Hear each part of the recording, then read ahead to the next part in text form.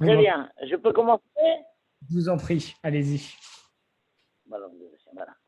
Alors, donc, nous sommes dans la semaine maintenant. On se prépare à Tisha B'Av. Alors, il faut savoir que d'une manière générale, dans la vie, en vrai, il n'y a pas de bon ou de mal. Tout dépend de notre interprétation. Tout dépend. Selon l'interprétation d'un homme, il peut voir les événements qu'il vit comme étant bien, et selon son interprétation, il peut les vivre comme étant mal. Tout dépend de l'interprétation. C'est un grand secret dans la vie. Par exemple, est-ce qu'il y a de plus désagréable que quelqu'un qui marche dans la rue et puis un oiseau fait ses besoins sur lui?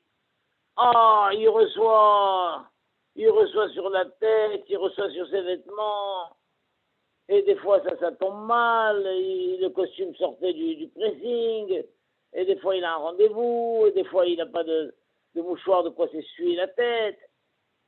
Il n'y a rien de plus désagréable que ça. Et pourtant, il y a quelqu'un qui était un grand athée et qui a fait tchouba grâce à ça. C'est quoi l'histoire? Quelqu'un en Israël qui était connu comme quelqu'un de athée, complètement athée. Un jour, il a dû conduire un groupe de gens au côté Maravi. Et puis tout d'un coup, puisqu'il s'est trouvé là, le côté Maravi, c'est le mur, ce qu'on appelle le mur de lamentation. Et un jour, alors, tout d'un coup, il a levé les yeux au ciel, il a dit, écoute, si tu existes, fais-moi un signe. À peine a-t-il terminé de parler, un oiseau qui passait là, lui a fait ses besoins sur lui. Et alors là, il dit, j'ai été rempli d'une joie comme jamais dans ma vie j'ai éprouvé une telle joie. Je venais de terminer ma phrase en demandant à Hachem, si tu existes, eh ben fais-moi un signe. Et le signe est venu instantanément. Jamais je n'ai éprouvé la joie profonde qui m'a saisi. C'est incroyable. Il s'agit de quelqu'un qui a reçu sur la tête les saletés d'un oiseau. Il n'y a pas plus agréable que ça, mais vu que c'est venu à l'instant où il venait de demander un signe, il a éprouvé une joie. Non seulement il n'a pas protesté, il n'a pas râlé, il ne s'est pas plaint, il a éprouvé une joie. Pourquoi? Parce que voilà, c'est ce que je voulais. J'ai demandé un signe qu'Hachem existe. Et il m'a envoyé ce signe. Donc c'est extraordinaire de l'on voit que ça n'existe pas, ni le mal, ni le bien.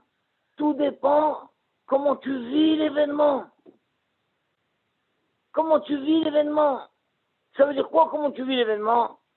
Si tu réalises que l'événement que tu vis, il vient d'Hachem, alors c'est fini, ça n'existe plus. Bon ou pas bon, ça vient d'Hachem. Si tu réalises que ça vient d'Hachem, tu as une joie. Le bonhomme, il a eu un PV, mais si à ce moment-là, il était dans une pensée en disant, mais est-ce que Hachem existe, il existe pas? Ah, il y avait là. Tout le défi de la vie, c'est de réaliser que ce qu'on vit, ça vient d'Hachem. Et si on réalise que ce qu'on vit vient d'Hachem, même les saletés de pigeons, ça nous remplit d'une joie incroyable. Et moi, j'ai écouté cette histoire, j'étais en voiture, et j'ai entendu ça. Je me suis garé, j'étais en visite pour aller rendre visite de ma fille, je me suis garé, et j'étais encore dans l'histoire. Et je passe sous un arbre, et à ce moment-là, moi aussi j'ai reçu. Moi aussi j'ai reçu. Et c'est pas quelque chose qui arrive tous les jours. J'ai éprouvé la même joie que l'autre a éprouvé. J'ai dit incroyable. Moi qui suis dans cette histoire, et que je viens de réaliser que tout dépend de notre interprétation. Et si on réalise que ça vient d'Hachem, alors on est heureux. À ce moment-là, j'ai reçu. Et bien j'ai rigolé, je suis arrivé chez ma fille, elle me dit, qu'est-ce qui t'arrive? Et je l'ai tout raconté. Alors j'ai dit, coup, j'ai pris une éponge, elle m'a pris l'éponge, elle m'a nettoyé, la kippa, le costume, etc. Donc c'est extraordinaire. C'est ça le défi de la vie. Parce que si quelqu'un ne réalise pas que les choses viennent d'Hachem, même quand c'est bon, il peut le prendre mal. Moi, dernièrement, des fois je reçois des enfants à la maison, donc il y a un tirage au sort, alors je leur donne des, en Israël ça s'appelle Kartis Sefer. C'est des cartes, on va chez Orachaim, le vendeur de livres, et on achète des cartes, on charge, alors il y a des cartes que je charge à 30 shekels, d'autres à 40 shekels, d'autres à 50 shekels.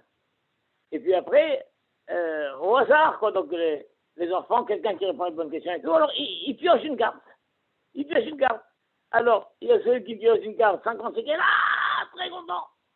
Et derrière la carte, il y a marqué combien elle est chargée. Et alors, un enfant a pris une carte, 30 shekels.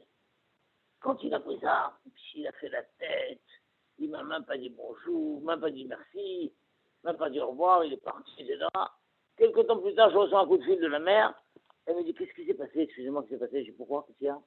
Elle me dit, je sais pas, mon fils est rentré en pleurs à la maison. Il est rentré en pleurs, mais j'arrive pas à comprendre ce qui s'est passé. Il est rentré en pleurs. Ben, je vais vous raconter ce qui s'est passé. Il a gagné une carte de 30 shekels. Ah bon, mais pourquoi il pleure? Pourquoi il pleure? Parce qu'il y en avait de 30, de 40 et de 50. Donc lui, en ayant reçu celle de 30, pour lui, c'était une mauvaise nouvelle. Il est rentré en pleurs à la maison. En pleurs à la maison. Il a gagné 30 shekels. T'as gagné une carte. Oui, mais vu qu'il y avait 40 et il y avait 50, pour lui, il a perdu la 50, il a perdu la 40, et même la 30, ça compte pas. Ça compte pas. Donc, c'est un enfant qui a gagné une carte de 30 shekels, mais pour lui, il a mal interprété ça, et pour lui, c'était un mal. Il est rentré à la maison en pleurs. Et la mère, ma mère, m'a dit, mais qu'est-ce qui s'est passé? Il est en pleurs, et je ne sais pas pourquoi. Parce qu'en vrai, madame, tout ce qui arrive dans la vie, c'est une interprétation. Un oiseau peut nous faire sur la tête, on peut être heureux comme tout, et on peut gagner 30 shekels, et on peut pleurer. Parce que c'est quoi? Si tu réalises que ça vient d'Hachem, tu es content. Mais si tu penses que ça ne vient pas d'Hachem, c'est le jeu du hasard, etc., alors tu pleures. C'est pour ça que même dans le Khorban Beth Amikdash, il y a une chose incroyable. On voit que Tisha B'Av, c'est un jour de grande, grande tristesse, un jour de deuil terrible. On porte le deuil sur le Khorban Beth Amikdash. Mais d'un autre côté, ce jour-là est appelé Moed. Moed, c'est un jour de fête. À Tisha B'Av, on ne fait pas Tahanoun, comme les autres jours où on se tape sur la poitrine, Hacham, Nougaman, Badana. Non, il n'y a pas Tahanoun, comme les jours de fête. Tisha B'Av s'appelle Moed. Non seulement Tisha B'Av, on ne fait pas Tahanoun, même la veille de Tisha B'Av, on ne fait pas Tahanoun. Comme tous les jours de fête. Ou non seulement le jour de fête, on ne fait pas Tahanoun, même la veille. Ce qui fait que cette année, où ça va être Shabbat, rappelez-vous bien, on ne va pas faire Sitkadra. Sitkadra, ça remplace le Tahanoun. On ne peut pas. Parce que Tisha B'Av s'appelle Moed. Quoi Moed? Vous plaisantez? Quel Moed? Quoi? Et encore plus que ça. La halakha nous dit, Kol amit abel al Yerushalayim, tout celui qui prend le deuil sur Jérusalem, Zoché veroé besimchata, il mérite et il voit la joie d'Yerushalayim. Le Rav Rothenberg tout le temps nous disait, il n'y a pas marqué Izke veire. Nous, on se sera attendu que tout celui qui prend le deuil de Jérusalem, il méritera et il reverra la joie de Jérusalem. Donc il aura le mérite d'assister à la construction de Jérusalem. Non, l'Allah n'a pas dit ça au futur. Elle dit maintenant, en plein Tisha B'Av, tout celui qui sait prendre le deuil de Jérusalem, parallèlement, il voit et il ressent la joie de Jérusalem. Ça veut dire quoi prendre le deuil de Jérusalem? Prendre le deuil de Jérusalem, réaliser que toute la destruction du Beth Amikdash, c'était un frisson qu'Hachem a voulu nous donner. Hachem n'a pas détruit son peuple. Hachem, il a voulu nous donner un frisson, parce qu'on est en train de s'éloigner de lui. Tel que le psaume que l'on dit, on dit Mizmor les Asaf. Mizmor, cantique de Asaf. Baou Goïm Nahalatera, les Goïms sont venus dans ton sanctuaire, ils l'ont détruit. On a dit Mizmor, un cantique, une chanson, il fallait dire Kina les Asaf. Kina, lamentation de Asaf, non? Asaf n'a pas fait une lamentation. Asaf, il a écrit un Mizmor, un cantique. Mais comment? L'Agma a dit oui, que c'est un cantique. Parce qu'en fait, on réalise qu'Hachem, il n'a pas détruit son peuple. Hachem a détruit le temple. Hachem a mis sa colère, a déversé sa colère sur des pierres, et il n'a pas déversé sa colère sur son peuple. Ça veut dire quoi? Ça veut dire que toute l'idée d'Hachem ici, c'était de donner un frisson à son peuple. Que son peuple réalise combien on est en train de s'éloigner d'Hachem. Hachem, à aucun moment il a voulu notre mal. À aucun moment il a voulu notre destruction. Hachem a voulu nous donner un frisson. Et tout celui qui réalise, tiens, mais c'est Hachem lui-même qui veut me donner un frisson. Il est rempli de joie à ce moment-là. Il est rempli de joie. C'est ça que l'Alra te dit, tout celui qui prend le deuil sur Jérusalem, qui réalise ce qui s'est passé, à ce moment-là, il mérite et il voit la simra en plein Tisha B'Av. C'est incroyable. Il y a un potentiel de joie à Tisha B'Av à tel point que ça s'appelle Moed. Ça s'appelle Moed. Et effectivement, les Haramim nous disent que quand les Romains ont ouvert le rideau, la Parochet à Kodesh, derrière lequel se trouvait l'Arche Sainte, avec les Krouvim, waouh, les Krouvim étaient enlacés l'un à l'autre. On s'attendait à ce que les Krouvim se tournent le dos, puisque les Krouvim, les chérubins, avaient cette capacité de bouger. Et des fois, ils se donnaient le dos, et dans les grands moments d'amour entre Hachem et son peuple, ils s'enlaçaient. Et les Romains, en voyant ça, ils ont découvert l'inattendu. Les Krouvim étaient enlacés. C'était un moment de grand amour entre Hachem et son peuple. Hachem était en train de dire à son peuple, voilà, je vais vous enlever le temple.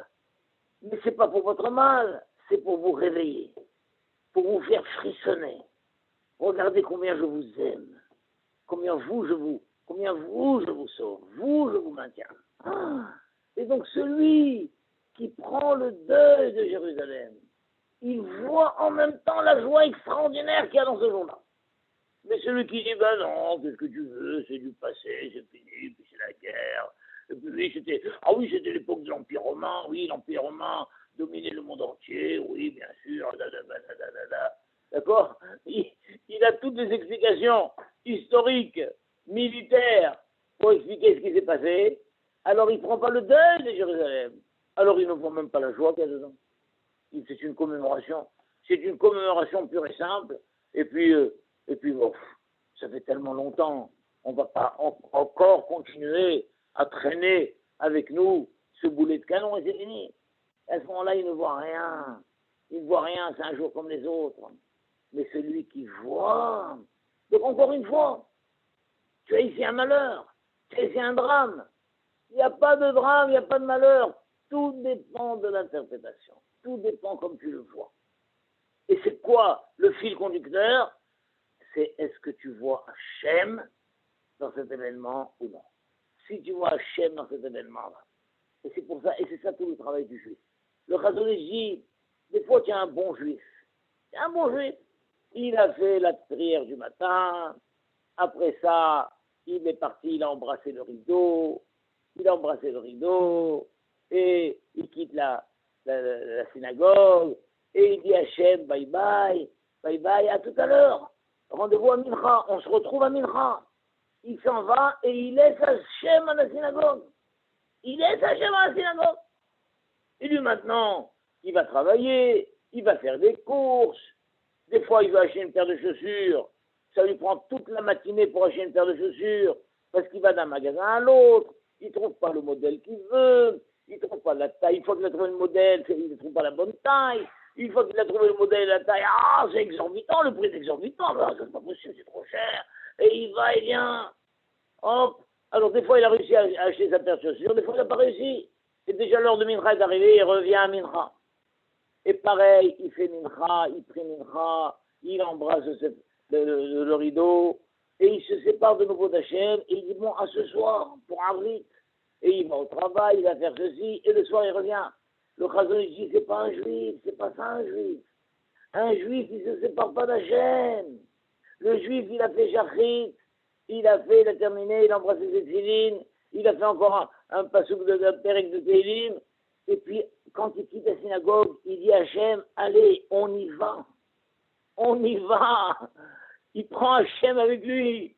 Et donc, quand il rentre dans le magasin pour acheter sa paire de chaussures, il dit à Hachem, tu vas m'aider, je t'en supplie, tu vas m'aider, que ça ne va pas me prendre toute la matinée, je t'en supplie, que je trouve tout de suite le modèle que je veux, la taille que je veux, et le prix qui me convient. Il peut parler avec Hachem, puisqu'il a pris Hachem avec lui. Il ne s'est pas séparé d'Hachem le matin en lui disant à tout à l'heure. Non, il a dit Hachem, on y va. Et là où il va, il parle avec Hachem. Et il n'est pas obligé d'aller le chercher loin, il est là, Hachem, puisqu'il a pris Hachem avec lui. Et donc quand il va, il retourne à Mincha, il dit, bon Hachem, attends, allez, on va faire Mincha. Et après Mincha, il dit, allez, on y va. Et il va au travail, il fait ça. Le juif, il est avec Hachem. Et donc quand il marche dans la rue et il reçoit les souvenirs, un petit souvenir d'un oiseau au-dessus de la tête, il rigole. Hachem, il dit, ah là, j'ai un bon coup là. Hachem, ça vient d'Hachem. Ça vient d'Hachem.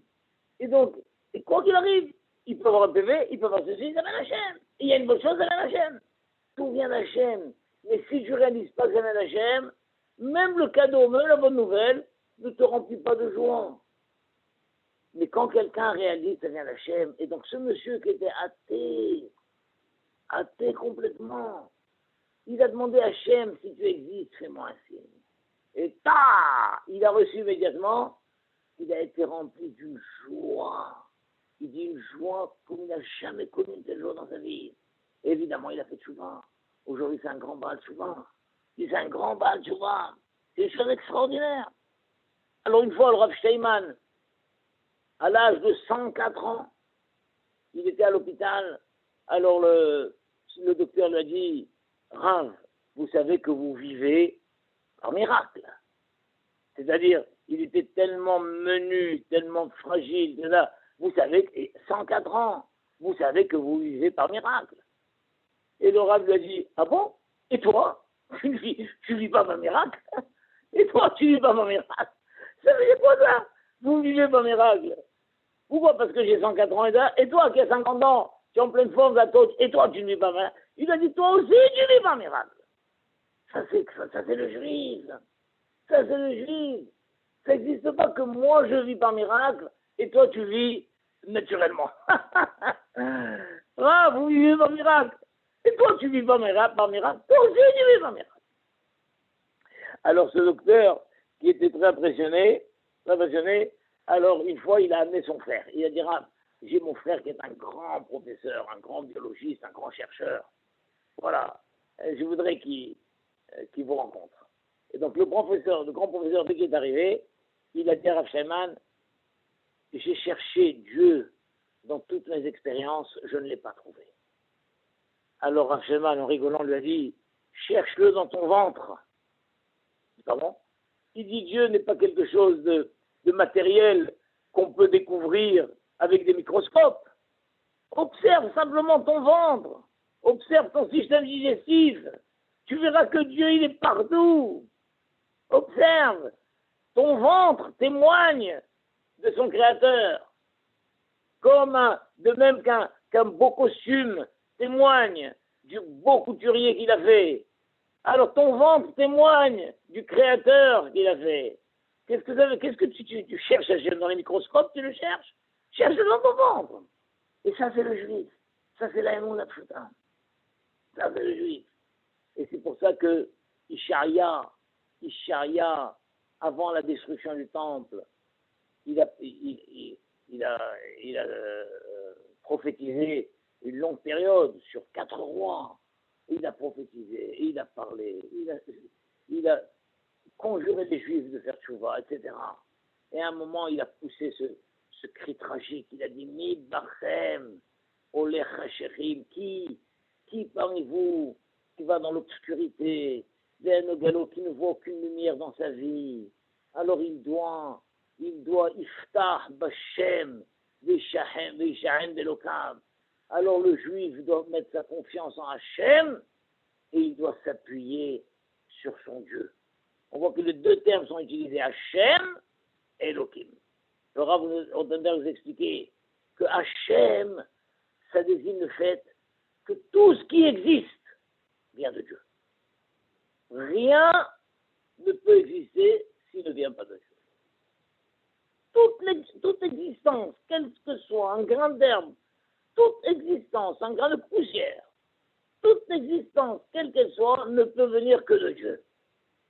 Donc c'est ça que Ishaïa a dit, Iftar Hachem, mets ta confiance en Hachem, en réalisant que tout ce qui existe vient de Dieu. Vishahem belokav, il doit s'appuyer sur son Dieu. Ça c'est une autre notion, c'est que tous les événements viennent de Dieu. Il ne suffit pas de savoir que tout ce qui existe vient de Dieu. Ah, moi j'ai Emouna, je sais que tout ce qui existe vient de Dieu. Je sais que même le grain de poussière vient de Dieu. Je sais que le moindre épiderme vient de Dieu. Je sais, bien sûr, je sais. Oui, mais ça ne suffit pas. Tu dois aussi savoir que les événements sont guidés par Hachem. Et c'est ça la deuxième passage. Et appuie-toi, fais confiance, appuie-toi sur ton Dieu, réalise que les événements viennent de Dieu. Et si tu réalises que les événements viennent de Dieu, alors il n'y a plus ni de mal ni de bien. Il n'y a plus ni de mal ni de bien, tout est bien, tout est bien, tout est un signe d'Hachem, tout est un signe d'Hachem. Même le pigeon qui te met sur la tête, c'est bien. Tu as demandé un signe, mais tu l'as eu. Alors le gars, il va dire, ah non, mais c'est pas ce que je voulais, hein. Moi je voulais un billet de $100 qui me tombe sur la tête. Et tu poses ces conditions, tu as demandé un signe. Hachem t'a demandé droit, t'as envoyé le signe. Il t'a envoyé le signe. Et si tu réfléchis, à tel, Hachem, il t'a envoyé le signe qui te correspond à toi. Effectivement, toi, tu n'es pas encore à un niveau de recevoir un billet de $100. C'est pour l'instant, tu es au niveau de recevoir un souvenir du petit oiseau. Ben voilà, c'est ça le signe. C'est le signe qui te correspond à toi. Un jour, tu recevras peut-être $100. Mais pour l'instant, ce qui compte, tu voulais un signe, mais tu l'as eu le signe. Et ça, c'est comme ça qu'on doit vivre cette période maintenant. Et le grand drame, c'est que, qui c'est qui fait attention à ça? C'est un événement historique. Oui, le peuple juif, dans sa puissance, possédait un temple, et puis ce temple a été détruit 2 fois. Une première fois par les Babyloniens, par le roi Nabuchodonosor, etc. Et puis le temple a été reconstruit 70 ans après, et de nouveau 410 ans après, alors l'Empire romain qui dominait le monde, l'empereur Vespasien est venu, il a fait le siège, et puis après lui-même il a été nommé empereur, il a envoyé son fils Titus, et Titus est venu, et a détruit le temple, et a emmené en Rome tous les ustensiles du temple. Tu lui racontes tout ça, c'est l'histoire. Alors il a dit, oh, j'aime pas l'histoire. Alors je suis passionné d'histoire. Je suis passionné d'histoire. D'autres disent, bon, je suis passionné d'histoire, mais ça va, c'est vieux, moi. Je suis plutôt passionné de l'histoire assez récente. Moi, ce qui me passionne, c'est le 19e siècle. Qu'est-ce que tu parles d'histoire? Qu'est-ce que tu parles? Ça ne s'appelle pas prendre le deuil de Jérusalem, ça. Celui qui prend le deuil de Jérusalem. Alors il voit que c'est encore présent tout ça. C'est un frisson qu'Hachem nous a envoyé pour nous rapprocher de lui, pour réaliser que tous les événements viennent d'Hachem. Tous les événements. Et quand quelqu'un, effectivement, il vit ces 2 notions très fort. 1, il est persuadé que rien n'existe qui ne vient pas d'Hachem. Toute existence, quelle qu'elle soit, vient d'Hachem. Mon ventre, il vient d'Hachem. Donc, tu n'as pas besoin de dire, j'ai pas trouvé Hachem dans mon laboratoire, etc. Voilà ton ventre. Tout ce qui existe vient d'Hachem. Et qu'il est persuadé aussi que tous les événements sont guidés par Hachem. tous les événements, quels qu'ils soient. Alors à ce moment-là, ça s'appelle qu'il a vraiment la émouna et il vit dans une joie permanente. Une joie permanente. Même la Shoah ne lui enlève pas sa joie. Il a une simra permanente. Il y a le Sahar, bien sûr, là, mais au fond, il n'est pas déboussolé. Il n'est pas déboussolé. Eh bien, les événements viennent Hachem. Et qui je suis, moi, pour comprendre de quelle manière Hachem veut guider les événements. La seule grande question, Rav Shaman dit, il y a une seule question. Peut-il exister un palais? Il y a un grand palais qui est éclairé. Il est éclairé constamment. Donc on change les ampoules. Il a entretenu ce palais. Mais peut-il exister un palais sans qu'il y ait un maître dans ce palais? Sans qu'il y ait un maître dans ce palais? Ça, c'est la seule question. Donc forcément, ce palais, il a un maître. Maintenant, c'est à lui de savoir comment il guide la marche de son palais. Voilà, mes chers amis. Bracha ve'atzlacha. Qu'Hachem vous protège et que nous vivons bien cette période, que nous vivions bien Tisha B'Av en réalisant que Tisha B'Av était un grand amour d'Hachem pour nous rapprocher de lui, pour réaliser que tout existe par Hachem et tout est guidé par Hachem. Bracha ve'atzlacha. Amen. Au revoir. Merci beaucoup, Rav.